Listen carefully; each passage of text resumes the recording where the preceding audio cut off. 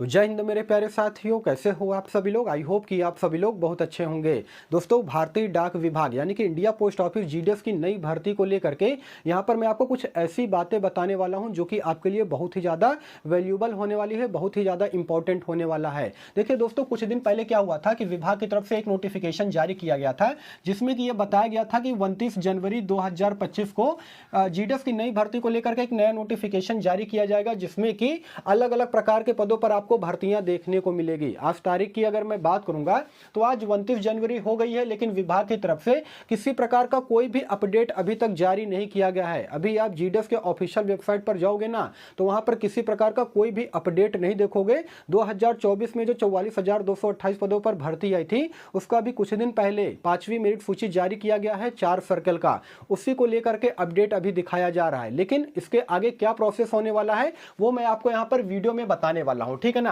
देखिए दोस्तों, जीडीएस की ये जो नई भर्ती है वो जीडीएस जनवरी शेड्यूल 1 करके आएगी जिसमें तकरीबन 30,000 से लेकर के 35,000 पदों पर बीपीएम, एबीपीएम और डाक सेवक के पद पर यह भर्ती का नोटिफिकेशन जो है रिलीज किया जाएगा। इसका फर्स्ट नोटिफिकेशन जो है 16 जनवरी 2025 के दिन विभाग की तरफ से रिलीज किया गया था जिसमें कि यह बताया गया था दोस्तों कि डेटा एंट्री एंड फ्रीजिंग का जो काम है 17 जनवरी से लेकर के 22 जनवरी 2025 तक चलेगा। कहने का मतलब यह है कि 6 दिन तक डेटा एंट्री और फ्रीजिंग का काम चलाया जाएगा सर्कल के द्वारा। उसके बाद क्या किया जाएगा, rechecking data entry and approval by circle के द्वारा इसे रीचेकिंग किया जाएगा, उसके बाद इसे अप्रूवल किया जाएगा और इसमें 2 दिन का समय लगेगा यानी कि 23 जनवरी और 24 जनवरी। उसके बाद यह बताया गया था कि इश्यू ऑफ ऑनलाइन नोटिफिकेशन 29 जनवरी 2025 यानी कि जो जीडीएस की नई भर्ती को लेकर के नया नोटिफिकेशन है वो चीज 29 जनवरी 2025 के दिन रिलीज कर दिया जाएगा। लेकिन अभी जीडीएस के ऑफिशियल वेबसाइट पर जाओगे तो किसी प्रकार का कोई भी अपडेट अभी जारी नहीं किया गया है। हालांकि कभी कभी क्या होता है कि अभी 29 तारीख खत्म नहीं हुई है, अभी शाम को या फिर यह भी हो सकता है कि रात में जो है इसे अपडेट कर दिया जाए। उसके बाद कल से आप जो है जीडीएस की नई भर्ती में फॉर्म को अप्लाई कर सकते हो। बिना परीक्षा सीधी भर्ती होती है, इसमें आप सभी लोग को मालूम है, जिसमें कि 10वीं के परसेंटेज के आधार पे सिलेक्शन होता है। सभी 23 सर्कल से ऑल इंडिया के मेल और फीमेल कैंडिडेट जो है इस वैकेंसी में फॉर्म को अप्लाई कर सकते हैं, किसी प्रकार का कोई भी दिक्कत नहीं है, ठीक है ना। देखिए यहाँ पर एक बात मैं आपको बताना चाहूँगा, जीडीएस के नाम पर कुछ टीचर ऐसे हैं, कुछ यूट्यूबर ऐसे हैं जो कि केवल और केवल आपको बेवकूफ़ बनाने का काम कर रहे हैं, ठीक है ना। तो उनके चक्कर में आपको बिल्कुल भी नहीं पड़ना है। जानते क्या कह रहे हैं, कह रहे हैं कि अगली बार, मतलब अगली बार की मैं बात कर रहा हूँ, इस बार की अगर मैं बात करूँगा तो जीडीएस की भर्ती में डॉक्यूमेंट वेरिफिकेशन में क्या होगा, उन्हीं बच्चों का सिलेक्शन होगा जो कि वहाँ पर सवाल आपसे पूछे जाएंगे और उन सवालों के जवाब अगर आप दे पाते हो तभी आपका फाइनल सिलेक्शन होगा, अदरवाइज आपका फाइनल सिलेक्शन नहीं होगा। इस बात को लेकर के कितनी सच्चाई है उसके बारे में अभी मैं आपको आगे बताऊंगा, ठीक है ना।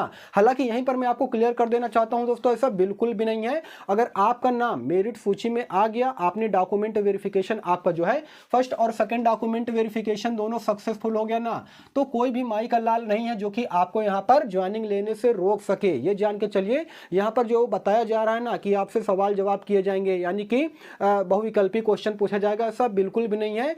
सिर्फ और सिर्फ कुछ यूट्यूबर और कुछ टीचर ऐसे हैं जो कि आपको केवल बेवकूफ बनाने का काम कर रहे हैं, तो उनके चक्कर में आपको नहीं पड़ना है, ठीक है ना। बाकी एज क्राइटेरिया को लेकर के आपको मालूम ही होगा कि 18 साल से लेकर के 40 साल तक के जो कैंडिडेट हैं वे फॉर्म को अप्लाई कर सकते हैं। देखिए, सबसे पहले मैं आपको आपके कुछ ऐसे सवाल के जवाब दे देना चाहता हूं जो कि आपके मन में काफी दिन से चल रहे होंगे। जैसे कि नंबर 1 की अगर मैं बात करूंगा तो सर ये बताइए कि इस बार सिलेक्शन प्रोसेस में क्या कुछ बदलाव होगा। दोस्तों, जैसा कि मैंने आपको कई बार बताया है कि इस बार की अगर मैं बात करूंगा ना तो 10वीं के परसेंटेज, मतलब जो 10वीं का मार्कशीट है, सर्टिफिकेट है, उसको स्कैन करके अपलोड करवाया जाएगा जिससे कि जो फर्जीवाड़ा होता था ना उसे काफी हद तक रोका जाएगा। नहीं तो ज्यादातर कैंडिडेट क्या करते थे, उनके रियल में 50% मार्क्स थे, 60% मार्क्स थे, लेकिन वे जानबूझ करके जब फॉर्म अप्लाई करने जाते हैं तो 99-100% मार्क्स डाल देते हैं और उनका नाम मेरिट सूची में भी आ जाता है। लेकिन होता क्या है दोस्तों कि ऐसे कैंडिडेट जो है डर की वजह से डॉक्यूमेंट वेरिफिकेशन के लिए नहीं जाते हैं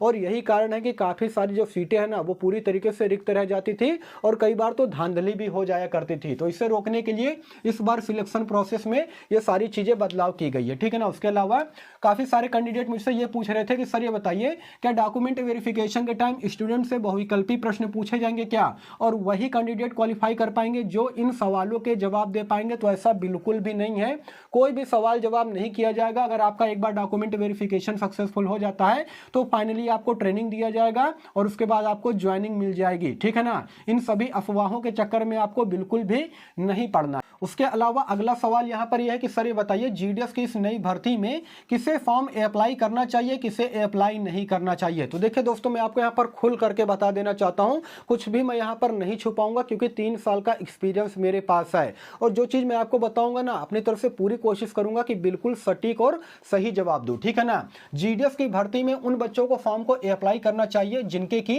हाई स्कूल में 80% प्लस मार्क्स है, ठीक है ना।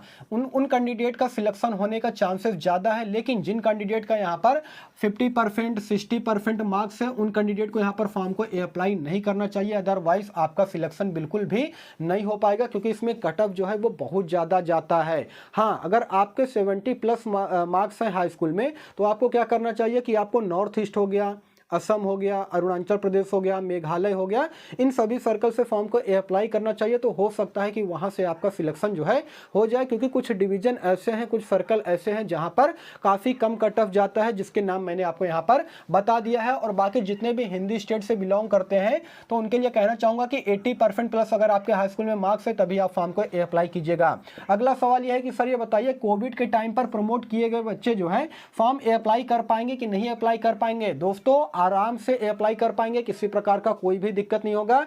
ये किसने कह दिया आपसे कि कोविड के टाइम पे प्रमोट हुए जो छात्र हैं वे फॉर्म को अप्लाई नहीं कर सकते हैं? ऐसा बिल्कुल भी नहीं है। और कोई यूट्यूबर, कोई टीचर आपसे ये कह रहा है तो सरासर आपको केवल और केवल बेवकूफ़ बनाने का काम किया जा रहा है, ठीक है ना। आसानी से आप सभी लोग फॉर्म को अप्लाई कर पाएंगे, कोई दिक्कत नहीं होगा।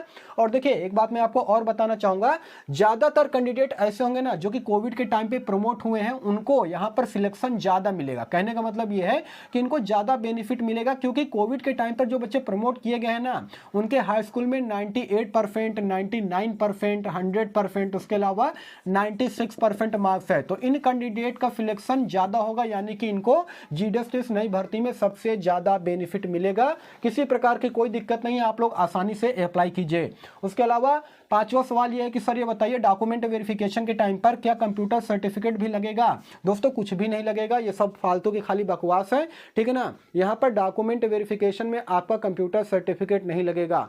आवश्यक दस्तावेज की अगर मैं बात करूंगा तो यहाँ पर मैं आपको बता देना चाहता हूँ, सबसे पहले आपके पास शैक्षणिक योग्यता होना चाहिए, यानी कि 10वीं की मार्कशीट सर्टिफिकेट होना चाहिए। उसके अलावा कास्ट सर्टिफिकेट होना चाहिए, वो भी सेंट्रल लेवल का। जनरल कैटेगरी वालों का कास्ट सर्टिफिकेट नहीं लगता है। इसके अलावा आप चाहे किसी भी कैटेगरी से बिलोंग करते हो तो आपका कास्ट सर्टिफिकेट देखा जाएगा, वो भी सेंट्रल लेवल का। स्टेट लेवल का कास्ट सर्टिफिकेट जो है बिल्कुल भी मान्य नहीं होगा। उसके अलावा तीसरे नंबर की अगर मैं बात करूंगा तो आधार कार्ड आपके पास होना चाहिए। आधार कार्ड और 10वीं की मार्कशीट में आपका नाम, पता, एड्रेस वगैरह हो गया, फादर नेम हो गया, ये सारी चीज़ें सही होनी चाहिए। किसी प्रकार का कोई भी मिसमैच जो है नहीं होना चाहिए, ठीक है ना। उसके अलावा चौथे नंबर की अगर मैं बात करूंगा तो जितने भी ईडब्ल्यूएस कैंडिडेट हैं उनके लिए ईडब्ल्यूएस सर्टिफिकेट लगेगा। जितने भी पीएच हैंडीकैप हैं हमारे भाई बहन, उनके लिए एक विकलांगता सर्टिफिकेट बनता है, तो वे कैंडिडेट विकलांगता सर्टिफिकेट बनवा लेंगे। उसके अलावा मेडिकल सर्टिफिकेट अगर आपके पास नहीं है तो सिटी हॉस्पिटल से जा करके आप लोग मेडिकल सर्टिफिकेट बनवा लीजिएगा, 1 से 2 दिन के अंदर बन जाएगा, ठीक है ना। उसके अलावा आपके पास एक्टिव मोबाइल नंबर होना चाहिए, ईमेल आईडी होना चाहिए और पासपोर्ट साइज फोटो होना चाहिए, ठीक है ना।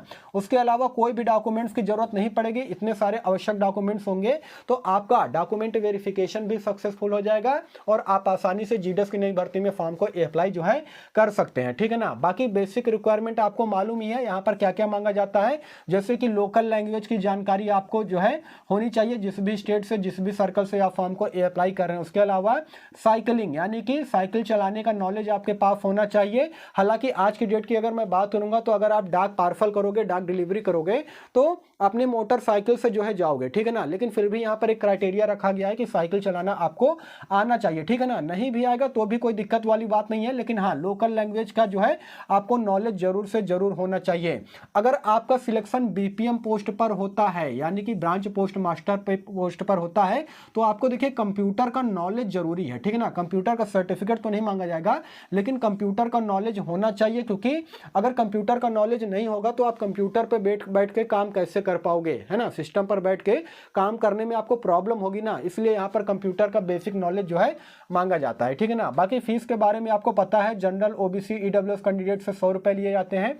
वहीं पर अगर आप एससी एसटी या फिर फीमेल कैंडिडेट हो तो आपसे कोई भी पैसा नहीं लिया जाएगा, आप बिल्कुल निःशुल्क इसमें फॉर्म को अप्लाई कर सकते हो। सैलरी की अगर मैं बात करूंगा तो सभी बीपीएम कैंडिडेट को यहाँ पर 18,000 रुपये का मंथली वेतन दिया जाता है। इसके अलावा डाक सेवक और एबीपीएम की अगर मैं बात करूंगा तो अप्रॉक्स 16,000 के आसपास जो इनका मंथली वेतन जो है बनता है, ठीक है ना। तो ये सारी जानकारी जो मैंने आपको यहाँ पर दे दिया है अभी तक विभाग की तरफ से दोस्तों, अगर जीडीएस के ऑफिशियल वेबसाइट पर जाओगे तो किसी प्रकार का कोई भी अपडेट नहीं किया गया है, लेकिन आज रात में इसे अपडेट कर दिया जाएगा। तो हो सकता है कि कल सुबह से आप जीडीएस की नई भर्ती में फॉर्म को अप्लाई कर सकते हो, ठीक है ना। लेकिन जल्दबाजी मत कीजिएगा, कहाँ से फॉर्म को अप्लाई करना है, किस डिवीजन में, किस सिलेक्शन से, है ना। उसके अलावा पोस्ट प्रेफरेंस कैसे देना है, सारी चीज़ें मैं आपको बताऊंगा, इसलिए जल्दबाजी मत कीजिएगा। आसानी से आराम से पहले 2-4 दिन 5 दिन रुकिएगा, जैसा जैसा मैं आपको बताऊंगा उस तरह से आपको फॉर्म को अप्लाई करना है और तभी आपका जीडीएस में सिलेक्शन होने की पॉसिबिलिटी रहेगी। बाकी दोस्तों यही सारा सब कुछ जानकारी देना था। वीडियो अगर आपको इन्फॉर्मेटिव लगा हो तो वीडियो को लाइक कीजिएगा, चैनल को सब्सक्राइब कीजिएगा। बाकी फिर मिलूंगा किसी नेक्स्ट वीडियो में, तब तक के लिए धन्यवाद।